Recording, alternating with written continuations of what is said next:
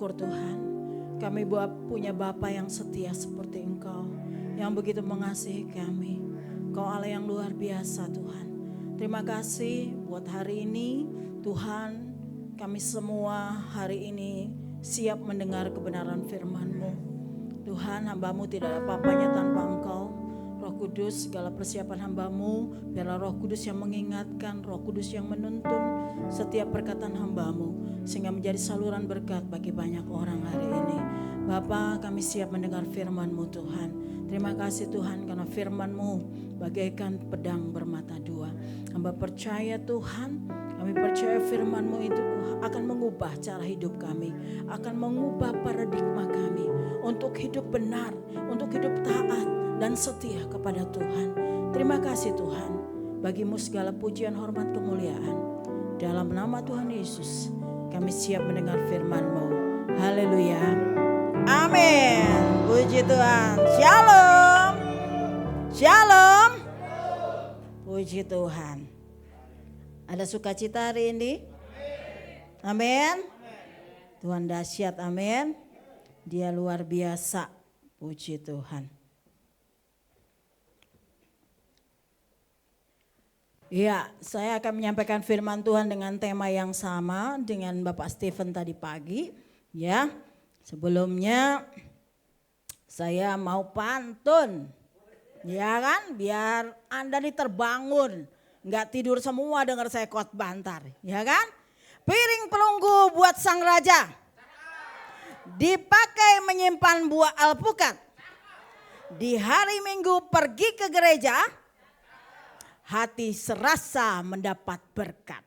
Amin. Beri kemuliaan buat Tuhan. Puji Tuhan, ya kan? Mesti pantun dulu kayaknya, ya kan?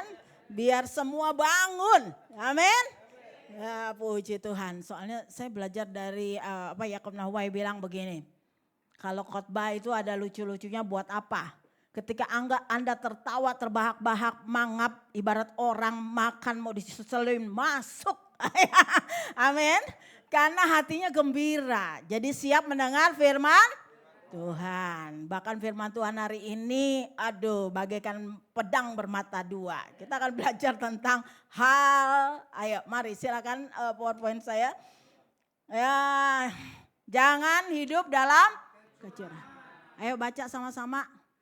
1, 2, 3. Jangan hidup dalam kecurangan. Amin. Kita baca ayatnya dulu ya, nanti saya lanjut. Kita baca di dalam Ulangan 25 ayat yang ke-16.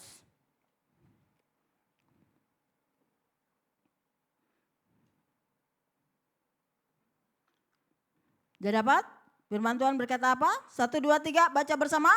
Sebab setiap orang yang melakukan hal yang demikian, setiap orang yang berbuat curang adalah kekejian bagi Tuhan Allahmu. Amin. Jadi kalau Anda dan saya berbuat curang, di Alkitab dikatakan adalah kekejian. Tahu nggak arti kekejian?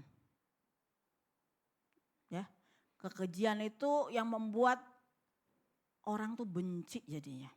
Ya kan? Benci banget, ya kan, namanya kekejian tuh nggak suka banget gitu ya. Nah bahkan dikatakan tuh kalau ibarat kekejian tuh Tuhan berpaling, istilahnya marah ya, nggak suka saudara. Ya mari lanjut. Menurut Alkitab dikatakan kecurangan adalah tipu daya, muslihat, mencurangi, bohong, palsu dan dusta.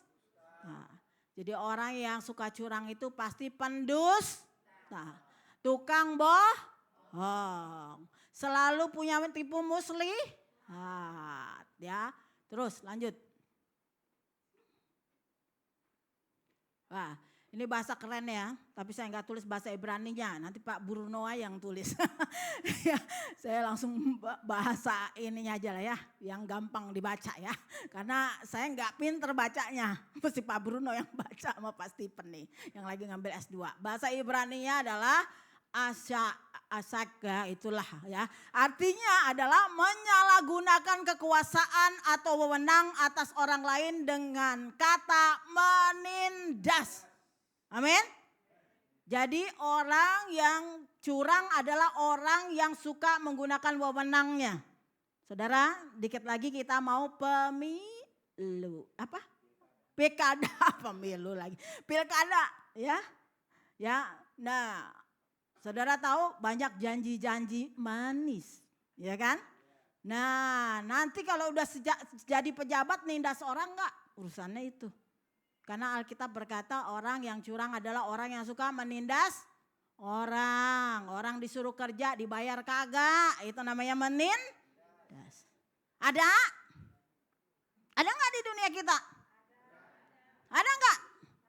Banyak ART gajinya 5 bulan, 6 bulan gak dibayar. Betul?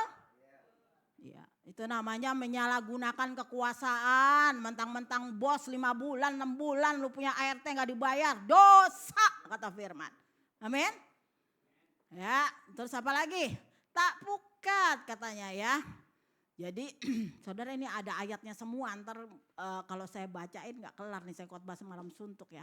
Nah ya dikatakan Amsal 16 ayat 28, tolong Pak Ferry bisa tolong dibacakan.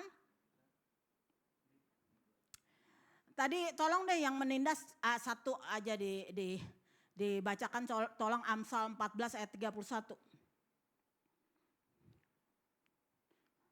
Yang sudah dapat tolong dibacakan Amsal 14 ayat 31.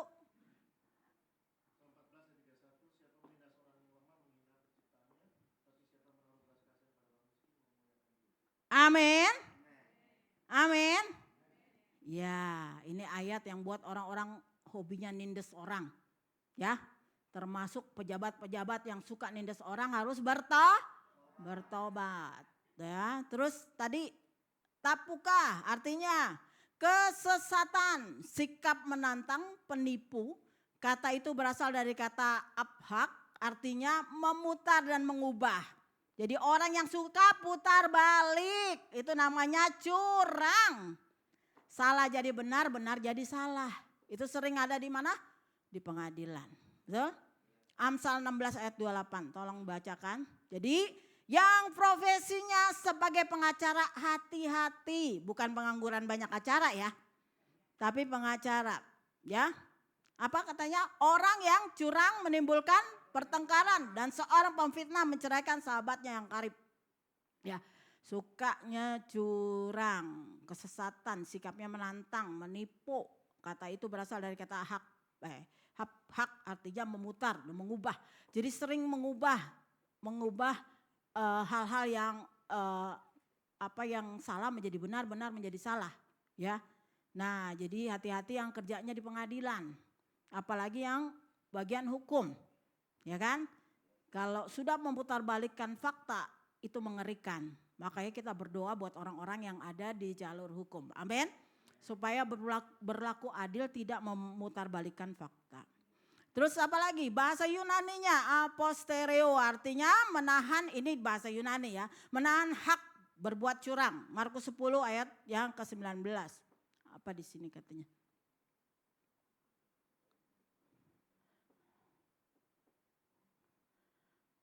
Tadi saya contohin ya, ada Pak? Orang yang curang menimbul, engkau apa tadi? Markus 11:19. Engkau tentu mengetahui segala perintah Allah, jangan membunuh, jangan berzina, jangan mencuri, jangan mengucapkan saksi dusta, jangan mengurangi hak orang, hormatilah ayahmu dan ibumu. Tadi mengurangi haknya orang. Misalnya Anda layak misalnya mendapat berkat ya, misal dari bekerja harusnya misalnya Anda dapat UMR tapi Anda dikurangi sama bosnya. Itu namanya bosnya menahan hak orang. Lain kalau seperti kemarin dicontohin sama Pak Stephen. Dicontohin dalam firman Allah. Lu kerja seharian 1 dinar, lu kerja sore 1 dinar. Itu lain, ada kesepakatan. Amin. Tapi kalau ada orang-orang yang melanggar kesepakatan itu. Ya contohnya apa tadi? Mungkin saudara bekerja, udah dijanji nih ya, ntar dapatnya UMR. Waktu Anda udah bekerja dengan banting tulang dibanting ya. Ya, bukan tulangnya orang Batak ya Bu ya. Ya kan? Ternyata Anda tidak dibayar sesuai dengan hak Anda. Itu adalah kecurangan. Itu contohnya, ya. Dolios artinya kecurangan, tipu daya atau kelicikan. Coba baca Kisah Rasul 13 ayat 10.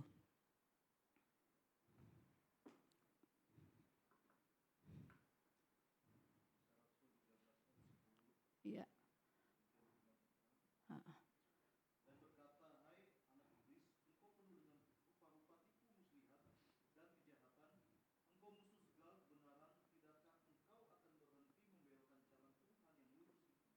Iya, ini bicara tentang bahwa orang itu curang bukan cuma nanti ya saya akan contohkan di bidang perdagangan dan sebagainya, tapi kecurangan juga ada kepada waktu kita menyampaikan firman Tuhan. Di situ iblis akan memutarbalikkan firman Tuhan. Ya, jadi orang menggunakan firman Tuhan untuk cari duit, ya. Orang menggunakan firman Tuhan untuk pembenaran diri, itu adalah kecurangan, betul? Ya, jadi kalau misalnya suami tukang mukulin istri, ntar dia akan bilang, lu mesti tunduk sama gua. Ada kan ayatnya, suami harus, istri harus tunduk kepada suami, gitu. Jadi lu gua apain aja terserah. Nah yang kayak gitu namanya dari iblis, itu curang, betul? Ntar istri ngomong lagi, dengar gua ya. Kata Alkitab, kasihlah istrimu, kan gitu ya. Ngerti gak? Ya, kasihlah istrimu. Walaupun istrimu enggak pernah masak, enggak pernah nyuci, enggak pernah ngurus anak. Itu namanya memutarbalikkan fakta, betul? Ada yang begitu, banyak yang ketawa. Kalau tersinggung bertobat, ya kan? Markus 7 ayat 22. Perzinahan, keserakahan, kejahatan, kelicikan, hawa nafsu, iri hati, hujat, kesombongan, kebebalan. Iya, itu semua adalah kelicikan, ya. Semua hal-hal yang sifatnya dosa. Lanjut. Menurut Kamus Bahasa Indonesia, curang itu tidak jujur, tidak tulus hati, tidak adil, menipu, mengakali, culas. Tadi Pak Steven langsung bilang culas, ya kan? Ditegaskan. Tahu banyak nemu orang culas? Tahu orang culas seperti apa? Yang penting gua, lu mah terserah. Ngakalin orang itu culas, ya kan? Yang penting gua untung, maaf terserah lu mah mau hancur kek, mau enggak kek, mau apa gua enggak kepikirin. Itu namanya culas ya. Mengakali orang, sukanya lihat orang rugi ya. Kalau tadi kita bahas tentang ulangan itu bicara tentang neraca, tentang Eva kecil dan besar. Eva itu artinya ukuran seperti liter itu ada 35 liter. Jadi kalau Tuhan bilang harus 35 liter, Anda kurangin berarti curang. Sama orang jualan beras, di situ siapa yang jualan beras? Kalau Anda misalnya jualan beras itu harusnya 1 liter, Anda kurangi berarti curang. Ya, begitu. Ya jadi banyaklah kalau dalam kehidupan kita hari-hari kita bisa lihat contohnya. Betul? Orang jualan itu banyak yang curang. Ya. Kalau dia tidak takut Tuhan, ya. Apa banyak sekarang oli oplosan itu curang. Akhirnya orang banyak dirugikan gara-gara oli oplosan mogok, iya kan motornya. Iya Pak, oli oplosan bukan jadi mogok Pak. Ya. Nah orang pada jualan begitu saudara, mengakali orang. Bawa jualan bensin di pinggir jalan, dicampur sama air. Saya pernah begitu saudara. Saya karena udah bensin jauh terpaksa itu motor sudah kagak ada bensinnya. Saya beli di pinggir jalan. Jalan sebentar mogok saudara. Akhirnya suami saya bawa ke bengkel, kata bengkelnya Pak mesti dikuras kemasukan air. Ya, gara-gara bensin oplosan. Jadi di sini yang tukang jual bensin oplosan jangan curang, ngambil untung mengambil untung, jangan ngerugiin orang. Betul? Nah, banyaklah yang terjadi, ya, kecurangan ya dikatakan. Jadi tadi itu arti curang. Kalau kecurangan adalah kebohongan, tinggal tambahin ya kan? Kebohongan, ketidakjujuran, ketidaksetiaan ya. Kalau yang tidak setia ya itu berarti curang. Ditanyain, "Pak kemana? Meeting, ngapain? Mijit yang penting-penting." Nah, ya kan?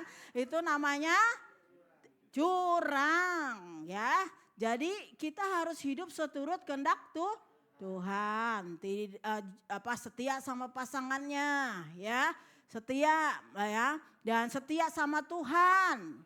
Saudara, ukuran Anda setia dengan pasangan itu diukur oleh Tuhan bahwa itu adalah kesetiaan kepada Tuhan. Karena Anda setia kepada pasangan itu perintah Tuhan. Ketika kita melakukannya berarti kita tidak mencurangi Tuhan. Betul? Ya, ketika kita jujur, kita tidak mencurangi Tuhan. Ya, tadi dikatakan korupsi, banyak gak di negara kita korupsi? Indonesia ini termasuk negara korupsi yang keberapa ya? Ya, kedua kata Pak Ferry, ya kan? Asal ya. Aduh, karena Pak Ferry suka berdoa. Dia pengen koruptor itu benar-benar bumi hanguskan di Indonesia. Amin. Ya kita berdoalah supaya pemimpin kita yang hari-hari ini memimpin di bangsa kita memberantas semua korupsi. Amin. Ya kalau negara kita nggak dikorupsi kita semua damai sejahtera, betul? Benar gak? Orang duitnya ke rakyat kok, betul? Banyak, coba 270 sekian T itu kalau dibagiin ke kita berapa? Ya kan? Kaya kita ya. Nah seperti itu. Jadi manipulatif, penggelapan dan penyelewengan juga perselingkuhan. Lanjut. Beberapa contoh kecurangan dalam Alkitab ya. Kecurangan dalam bisnis itu Imamat 19 ayat 13, Ulangan 24 ayat 14 dan Yakobus 5 ayat 4. Ya bahwa orang-orang seringkali contohnya seperti Yakub. Yakub itu dengan Laban. Saudara, mereka saling menipu. Ya kan? Yakub tuh kesel, kenapa? Ditipu sama Laban. Buat mendapat anaknya, Yakub berkata begini, "Kamu harus kerja 7 tahun. Setelah kerja 7 tahun dikasihlah kakaknya, ya kan? Setelah itu dia bilang kerja lagi 7 tahun. Enggak kira-kira saudara ya. Dia si Laban. Habis itu ngapain? Yakub kesel saudara. Waktu ketika Yakub sudah waktunya 7 tahun mendapat anaknya yang dia mau, akhirnya apa yang terjadi? Katanya Laban, udah sekarang saya akan bagikan, Yakub kan minta ya. Mana jatah gua kerja sama lu 14 tahun. Akhirnya Laban ngomong gini, ya udah nanti itu katanya domba yang berbintik-bintik buat lu. Curang gak si Laban? Culas, kenapa kalau yang berbintik-bintik tuh harganya murah. Ya kan? Buat lu katanya, yang bagus buat saya. Tapi Yakub dasar culas juga ya kan. Ya ini namanya orang culas dibalas culas ya kan. Nah akhirnya Yakub pakailah segala cara untuk supaya dombanya waktu lahir kelihatan bintik-bintik. Padahal enggak saudara. Dia pakailah satu pohon yang supaya domba itu lahirnya berbintik-bintik ya saudara. Akhirnya Laban dicurangilah sama Yakub. Nah Yakub ini penipu saudara artinya ya. Akhirnya Yakub, bagaimana cara Tuhan membuat Yakub bertobat? Dia bergumul dengan Tuhan semalaman. Betul? Akhirnya namanya diganti. Jadi apa ayat ya? Wah, teologi ya kan. Jadi Yakub namanya diganti Israel. Maksudnya apa? Ketika dia berjumpa dengan Tuhan, ada pertemuan dengan Tuhan, Yakub diubah. Amin. Sang penipu diubah. Amin. Ya, terus kecurangan melakukan perintah Tuhan. Kisah para rasul. Ini kita bicara tentang Ananias dan Safira. Tuhan aja bisa dicurangin loh sama manusia, betul nggak? Apalagi ayatnya di Maliaki dikatakan Anda tidak beri perpuluhan, kata Tuhan, engkau mencurangi aku. Ya, jadi dikatakan Ananias ini dia udah janji. Karena di dalam Alkitab dikatakan ketika engkau bernasar harus dibayar. Dia udah nasar, kalau tanahnya nanti dijual mau dikasihin ke pekerjaan Tuhan. Jadi yang dia janji sama Tuhan, bukan sama manusia. Walaupun itu nanti yang mempergunakannya manusia untuk pelayanan. Tapi akhirnya dia ditegur Tuhan. Apa akibatnya dia? Suami istri karena bohong. Kalau saja dia ditanya waktu itu sama murid Tuhan, ya. Ditanya waktu itu bahwa dia ngaku, oh iya sebagian saya sudah pakai, berarti dia nggak bohong kan? Betul nggak? Tapi dia bilang enggak, emang harganya segitu. Akhirnya apa jadinya? Mati dua-duanya. Betul? Bahwa Tuhan nggak kompromi dengan dosa. Dosa adalah dosa. Dosa adalah pelanggaran hukum Allah. Nah sekarang bicara tentang agama palsu. Tadi kan ada tuh bahasanya dalam Ibrani dikatakan iya apa Pak tadi? Kerja palsu ya. Nah coba baca Kisah Rasul 13 ayat 8 sampai 11. Ini kita bisa tahu ya bahwa orang-orang yang saat ini membohongi umat Tuhan tentang hal-hal yang palsu itu adalah kecurangan. Tetapi Elimas demikian namanya dalam bahasa Yunani, tukang sihir itu menghalang-halangi mereka dan berusaha membelokkan gubernur itu dari imannya. Terus, tetapi Saulus juga disebut Paulus yang penuh dengan Roh Kudus menatap dia. Dan berkata, hai anak iblis, engkau penuh dengan rupa-rupa tipu, muslihat dan kejahatan. Engkau musuh segala kebenaran. Jadi engkau musuh segala kebenaran. Tidakkah engkau akan berhenti membelokkan jalan Tuhan yang lurus? Jadi dia membelokkan jalan Tuhan. Sekarang lihatlah tangan Tuhan datang menimpa engkau dan engkau menjadi buta.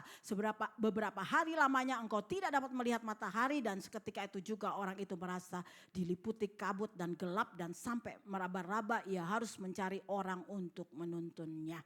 Ya, jadi tadi dikatakan bahwa Elimas ini mau coba karena dia seorang penyihir, dia mau coba mengalihkan gubernur ini dari kebenaran firman Tuhan. Itu namanya dia curang. Kenapa? Karena pasti dia punya kepentingan. Karena gubernur ini adalah orang yang orang yang pasti dihormati. Ya. Iya, coba Ibu sekolah minggu tolongin dulu itu, ya kan. Nah, jadi saudara, dari ketiga contoh dari Alkitab ini berarti orang dalam bisnis, dalam usaha bisa bohong dan juga bisa membohongi Tuhan dan membelokkan kebenaran. Jadi hati-hati ya, jangan suka ngomong firman Tuhan tapi untuk kepentingan diri dan bukan kebenaran. Ya, untuk membela diri, gitu ya. Nah seperti itu, bahkan menyesatkan orang. Lanjut. Beberapa aspek yang sering terjadi kecurangan. Ada ya, pertama perdagangan itu jual beli itu sering orang bohong. Terus keuangan itu korupsi ya.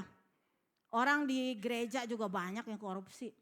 Atau orang suka mencuri, itu keuangan ya.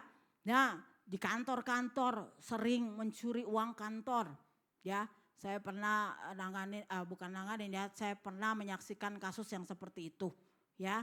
Waktu mereka main kuasa gelap loh di satu kantor. Sampai akhirnya waktu itu kakak saya kerja di situ. Kakak saya tuh tiba-tiba sering jatuh tanpa sebab gitu ya. Akhirnya saya bilang sama dia, ya udah nanti saya ngurapin kantormu dah. Saya berdoa di kantormu. Waktu saya pergi pagi-pagi karena kakak saya waktu itu kepala kantor, jadi dia punya kunci. Saya bilang kita pergi pagi-pagi ya. Saya mau ngurapin tempat kamu untuk kantor kamu. Doa punya doa, tiba-tiba Roh Kudus bilang begini sama saya. Ini ada satu bangku. Roh Kudus bilang ini orangnya. Apa Tuhan? Ini orangnya yang ganggu kakak kamu. Akhirnya saya urapin tempat duduknya. Terus saya pulang. Waktu saya pulang, terus saya tanya sama kakak saya, ini siapa orangnya? Kakak saya bilang, oh ini orang yang bagian keuangan bla bla bla bla bla dan sebagainya. Oh gitu, ya sudah. Akhirnya kakak saya berjalannya waktu, Tuhan bongkar semua kebohongan dia.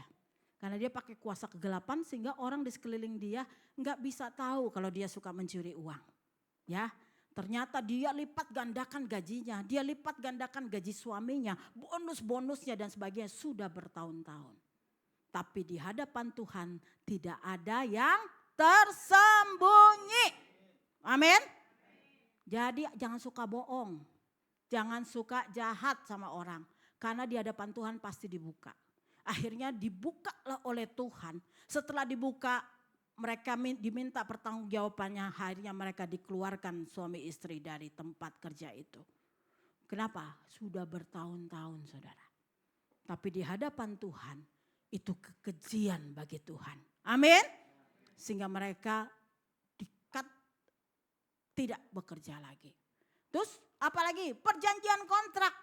Banyak orang juga begitu. Kontrak kasih suratnya palsu, surat tanah palsu, surat apa palsu. Satu kejadian saya pernah melayani satu rumah tangga, ini bukan dari orang percaya Kristen, tapi waktu itu kami melayani istrinya supaya dia percaya Yesus. Jadi waktu saya pergi ke rumahnya bersama tim pelayanan, kami pergi ke rumahnya karena istrinya bilang, saya minta dilayani. Kami pergi satu tim gitu. Terus kami ajak ini istrinya berdoa ya. Percaya Yesus gitu karena dia bukan orang percaya Yesus. Terus oke, saya mau percaya Yesus, saya mau ikut dalam tuntunan Tuhan gitu kan, istrinya ngomong begitu. Oke, kita doa. Habis kita doa kita urapin seluruh rumahnya. Waktu kita urapin rumahnya terus kami pulang. Waktu kami pulang ternyata malamnya terjadi itu tadi.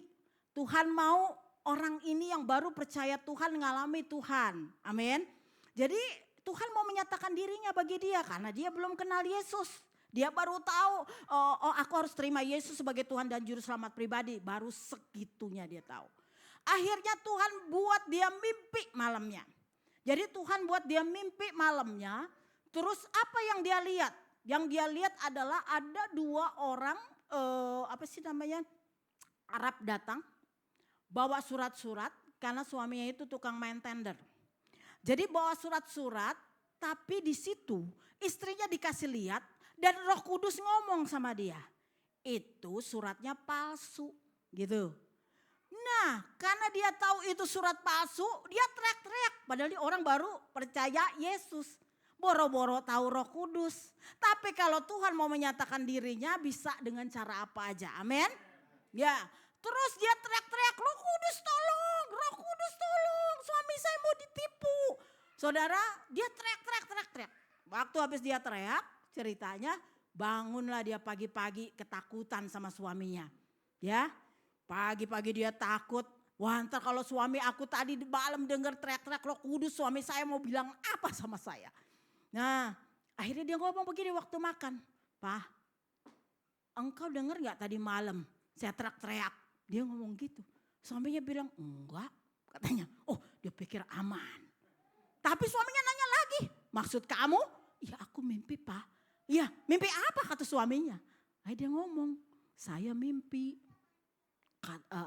Tapi dia nggak ngomong teriak Roh Kudus.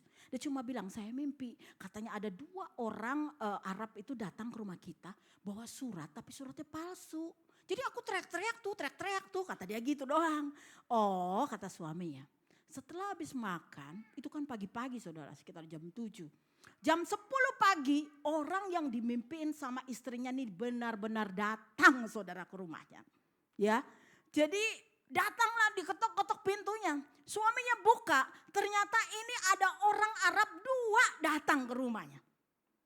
Dia keinget, istri aku ngomong nih tadi pagi.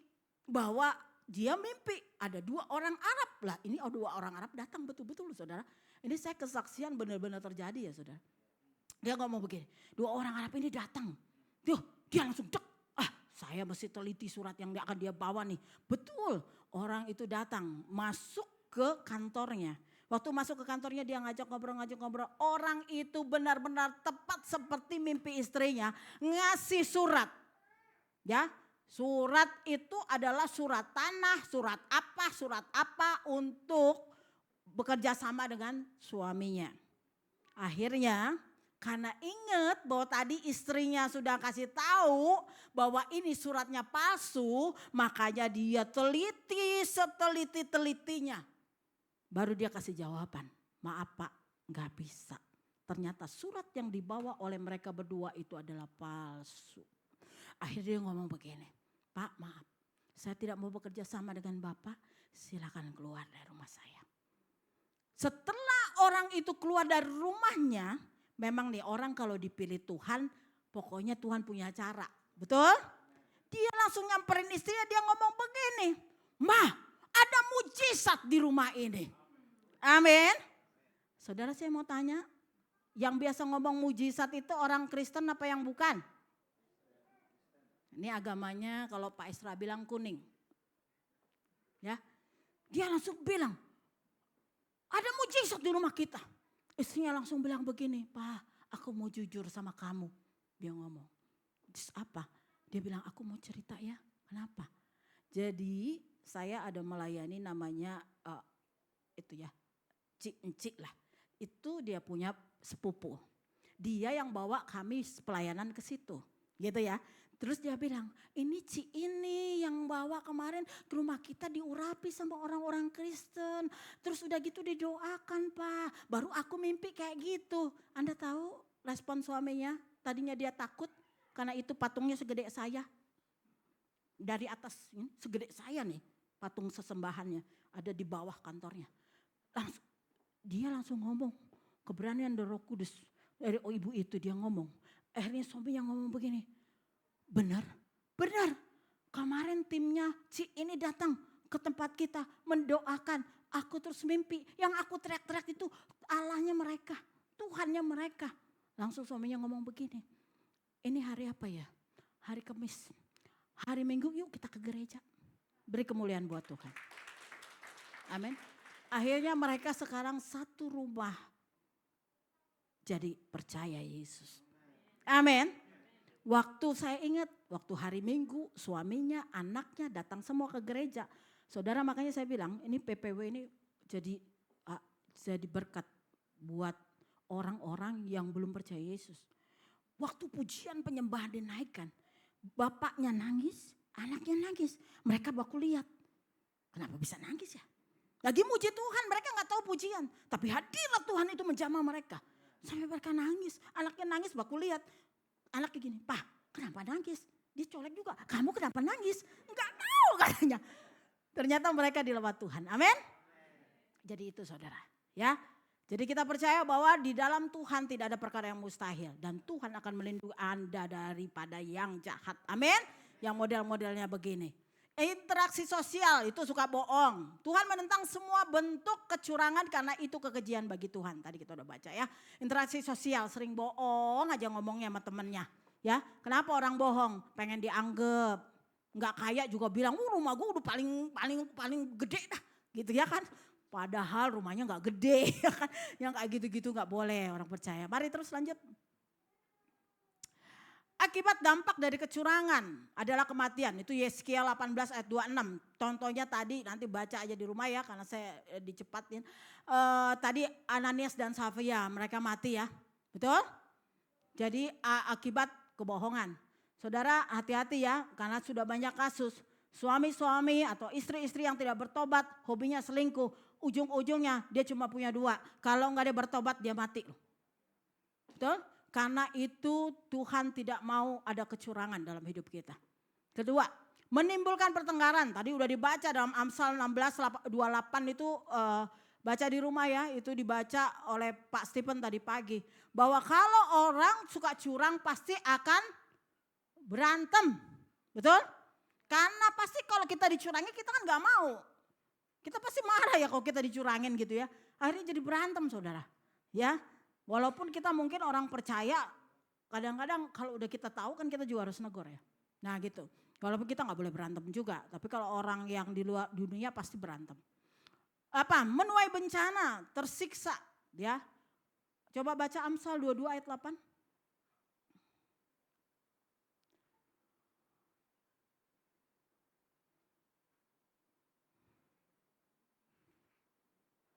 Orang yang menabur kecurangan akan menuai bencana dan tongkat amarahnya akan habis binasa.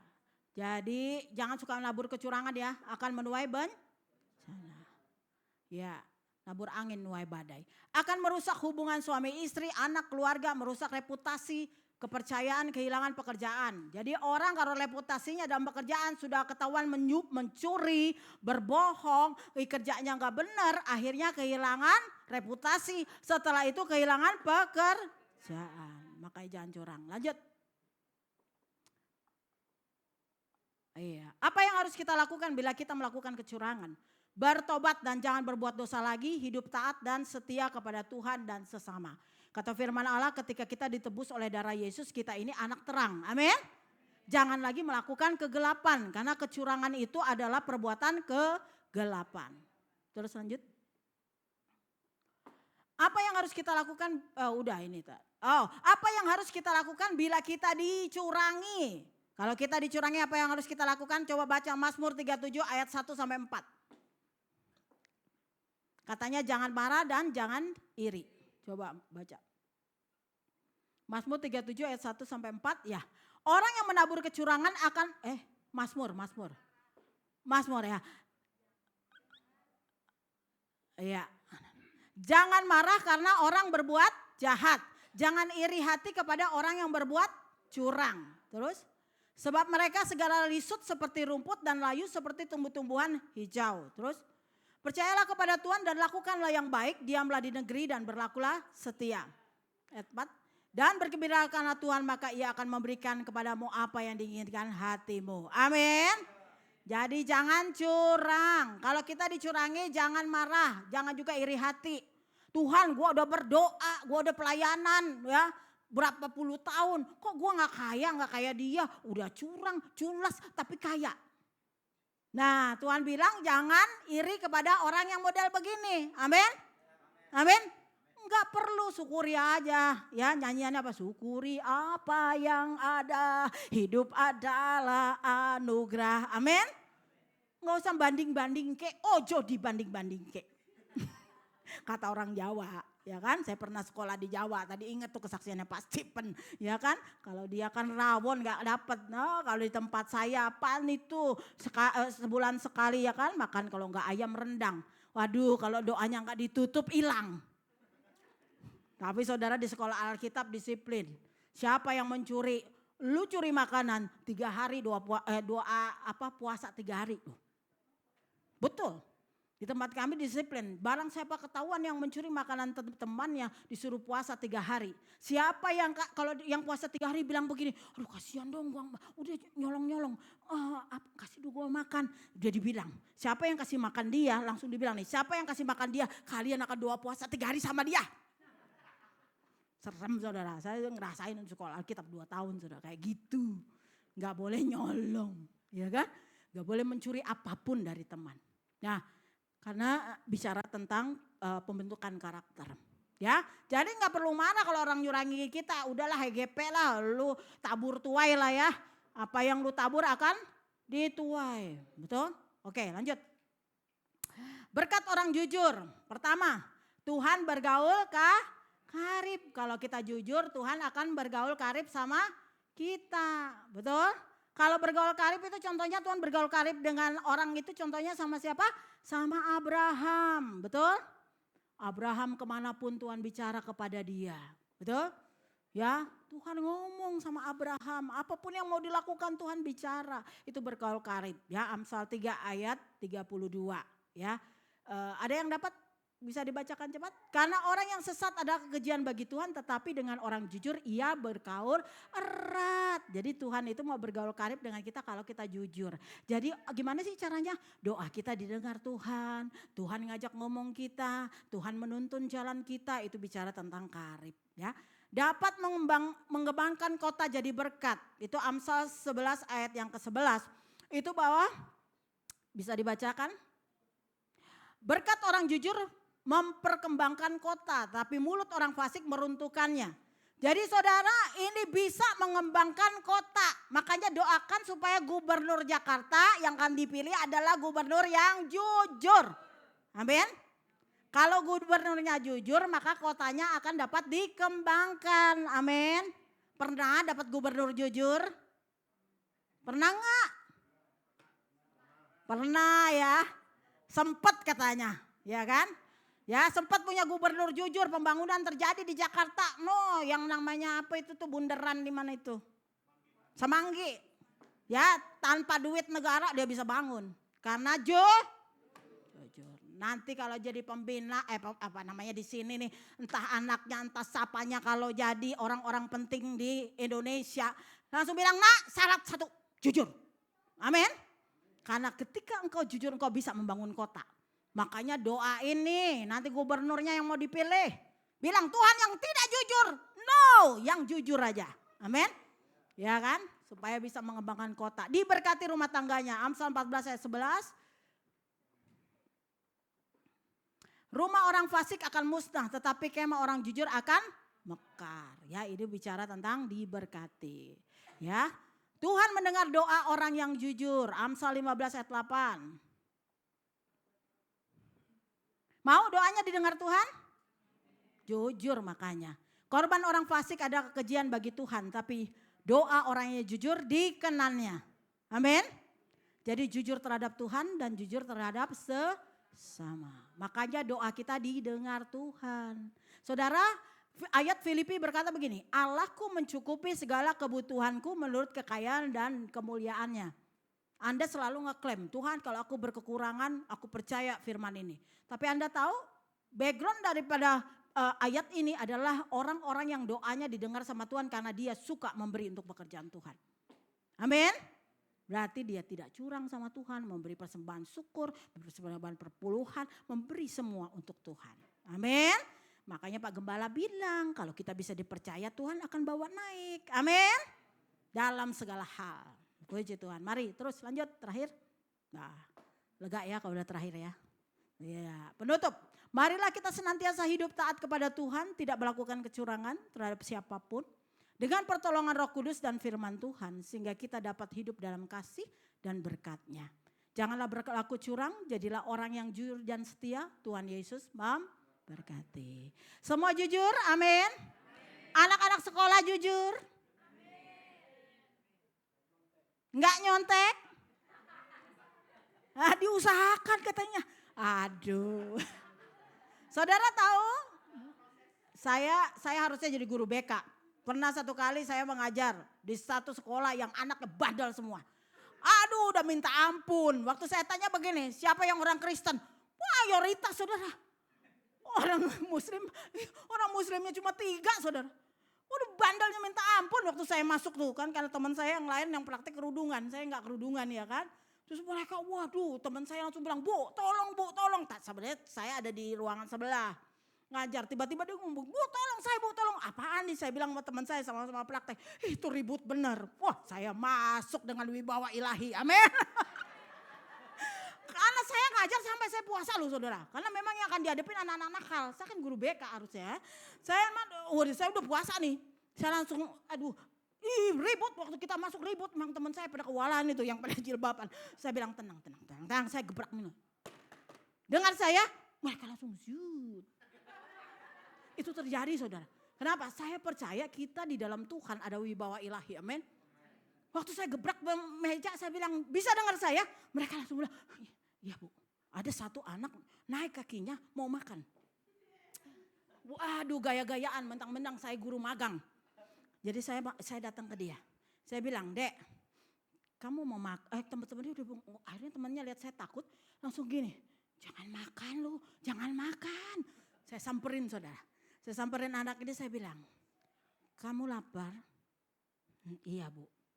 Kalau kamu lapar, silakan kamu makan sebentar, setelah itu dengar saya. Saudara waktu saya ngomong begitu dia berhenti makan, gak jadi makan saudara. Amin. Kagak jadi makan. Sampai akhirnya saya ngomong begini, dia langsung gini, iya bu. Dia lepas makanannya dia gak jadi makan, dia dengar saya sampai habis saya terangin. Amin. Jadi teman saya yang mereka bukan orang percaya mereka bilang begini, bu diapain sama ibu? Saya bilang saya nggak apa-apain. Tapi karena ada wibawa ilahi turun atas orang-orang percaya. Amin. Amin. Waktu saya tanya siapa di sini yang orang Kristen? Angkat tangan buset deh. Yang nggak Kristen 3. Terus saya bilang begini itu mereka udah kelas akhir saudara. Akhirnya saya ajar begini. Saya ngajarin BK apa itu artinya BK apa artinya begini. Akhirnya terakhir saya ngomong begini. Dengar kalian. Kalian ini SMK, siapa yang mau kuliah? Ada yang mau nanya. Siapa yang mau kerja? Angkat tangan. Saya dengar kalian ya, saya mau bilang di dunia kerja, kerja itu gak perlu nilai Anda, tapi kerja perlu attitude Anda. Kalau dari tempat ini, dari apa namanya, di sekolah ini Anda biang kerusuhan, bagaimana besok di tempat kerjaan? Keluar terus, saya mau tanya. Gak ada yang terima kalian. Gitu. Kenapa? Karena attitude itu lebih penting. Banyak orang akhirnya jadi tidak jujur, ya. Nah, waktu saya kuliah begitu, kami belajar bersama. Kemarin saya juga ujian. David bilang, "Ma kalau mau gampang mama, sekarang AI katanya sudah canggih. Gampang tanya AI semua dijawab." Saya bilang sama anak saya, gue ini guru guru konseling. Bagaimana mungkin saya mengerjakan tugas pakai AI? Curang dong gua, betul gak? Karena bukan nilainya yang akan dilihat. Tapi bagaimana attitude kita untuk mengerjakan tanpa kecurangan. Amin. Kalau Anda tidak curang berarti Anda ada kepuasan dalam diri. Amin. Bahwa ini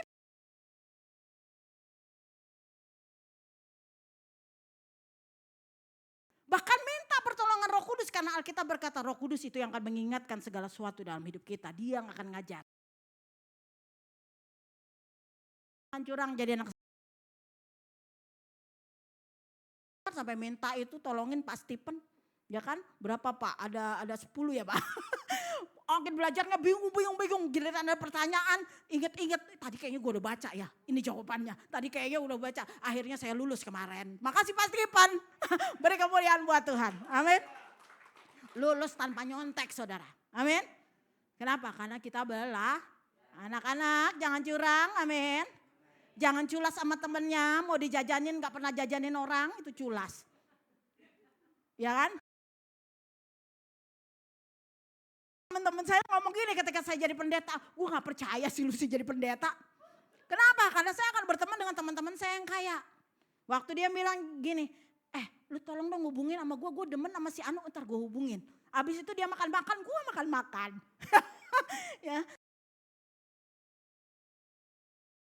Ya, itu saya dulu belum kenal kebenaran, ya kan? Jadi begitulah ya. Nah, kalau kita sudah tahu kebenaran, kita harus hidup benar. Amin. Mari bangkit berdiri. Puji Tuhan. Anda mau doanya didengar Tuhan? Anda mau rumah tangganya diberkati? Anda mau pekerjaan Anda diberkati? Hidup jujur. Amin. Jangan curang. Tuhan akan menolong saudara dan saya dalam masalah apapun. Tuhan akan menolong kita. Amin. Saya mau kita ngangkat pujian. Ku terhubung denganmu. Alkitab berkata tadi,